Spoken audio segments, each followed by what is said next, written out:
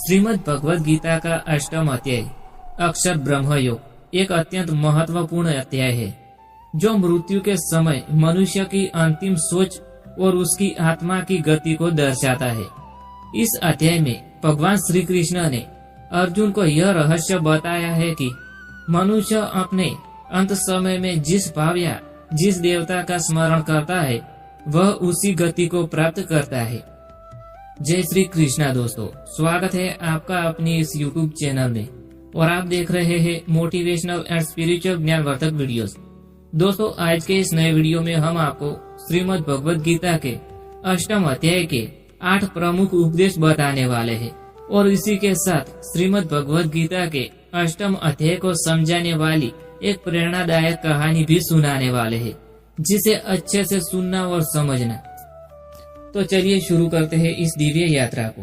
पहला उपदेश है अक्षर ब्रह्म योग और परम गति। भगवान श्री कृष्ण बताते हैं कि वह अक्षर ब्रह्म ही परम सत्य है और जो भी व्यक्ति इस ब्रह्म को समझकर उसे भजता है वह मोक्ष को प्राप्त करता है। दूसरा उपदेश है मृत्यु का रहस्य। मनुष्य की मृत्यु कैसी होगी यह उसके जीवन भर के कर्मों और अंतिम समय में उसकी चेतना पर निर्भर करता है। तीसरा उपदेश है यात्रा 2 मार्गों की। देवायन मार्ग अर्थात उत्तरी मार्ग।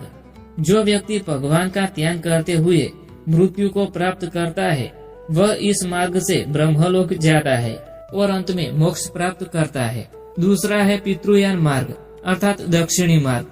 जो व्यक्ति सांसारिक कर्मों में लिप्त रहता है और भौतिक इच्छाओं से मृत्यु को प्राप्त करता है वह पुनः जन्म मरण के चक्र में फंस जाता है। चौथा उपदेश है ओमकार और भगवद भक्ति की महिमा। जो व्यक्ति मृत्यु के समय ओम का उच्चारित करता है वह ब्रह्मलोक को प्राप्त करता है।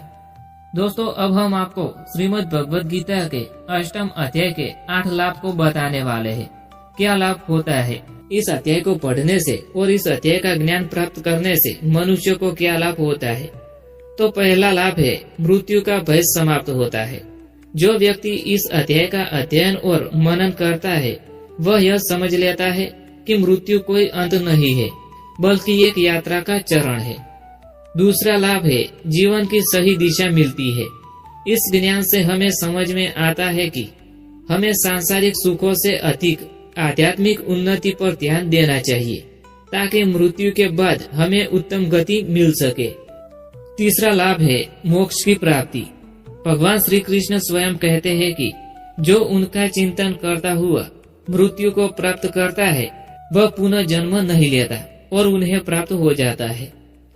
चौथा लाभ है भक्ति भाव में वृद्धि।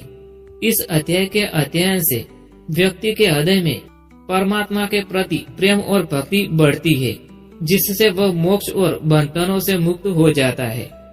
पांचवा लाभ है कर्मयोग का सही ज्ञान। इस अध्याय से हमें यह भी समझ आता है कि भले ही इस संसार में कर्म कर रहे हो लेकिन हमें सदैव ईश्वर की स्मृति में रहना चाहिए ताकि हमारे कर्म हमें भव बंधन से मुक्त करे। दोस्तों, अध्याय 8 को समझाने वाली एक प्रेरणादायक कथा हम आपको सुनाते हैं जिसे अच्छे से सुनना और समझना। यह कथा राजा अमरसेन और मृत्यु का रहस्य को समझाने वाली है। बहुत समय पहले कौशाम्बी राज्य में एक पराक्रमी और न्यायप्रिय राजा राज करता था जिसका नाम अमरसेन था। राजा अत्यंत बुद्धिमान और दयालु था।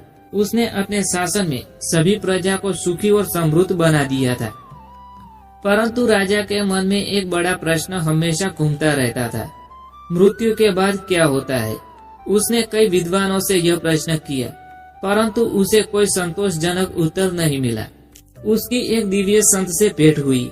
एक दिन राजा को सूचना मिली कि एक महान योगी महर्षि देवदत्त नगर में भटका रहे। राजा स्वयं उनसे मिलने गया और प्रश्न पूछा, हे महर्षि, मैंने सुना है कि मृत्यु के समय में जो व्यक्ति जिस भाव से जाता है उसे वही गति प्राप्त होती है, क्या यह सत्य है?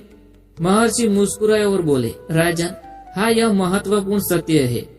मैं तुम्हें एक कथा सुनाता हूँ जिसे तुम्हें इस रहस्य का उत्तर मिल जाएगा। कथा है 2 मित्रों की अनोखी यात्रा की। बहुत समय पहले अंकित और सुरेश नामक 2 घनिष्ठ मित्र थे। वे दोनों साथ खेलते, साथ पढ़ते और साथ जीवन जीते थे, परंतु उनके विचार और जीवन शैली पूरी तरह भिन्न थी। अंकित भक्ति पथ पर अग्रसर रहता था। अंकित बचपन से ही धार्मिक प्रवृत्ति का था। वह प्रतिदिन भगवत गीता का पाठ करता और भगवान श्री कृष्ण की भक्ति में लीन रहता था। उसे विश्वास था कि मृत्यु के बाद जो कुछ भी मिलेगा वह हमारी अंतिम सोच पर निर्भर करता है। सुरेश सांसारिक मोह में डूबा हुआ। सुरेश इसके विपरीत था। उसे सांसारिक सुखों में बहुत आनंद आता था।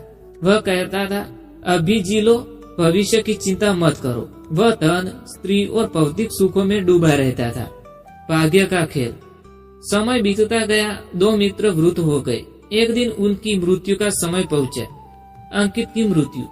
अंकित ने अपने जीवन भर भगवत गीता का पाठ किया था और श्री कृष्ण की भक्ति की थी।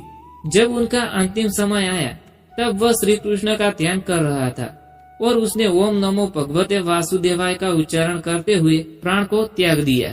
उसका जीवात्मा प्रकाशमय देवायन मार्ग से परम धाम की ओर चला गया। सुरेश की मृत्यु।